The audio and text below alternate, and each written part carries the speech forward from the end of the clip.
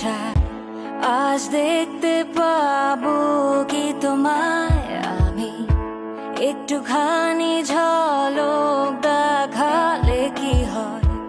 এই ইচ্ছার পূরণে জিদ করি আমি মন, এই আমার মন অবু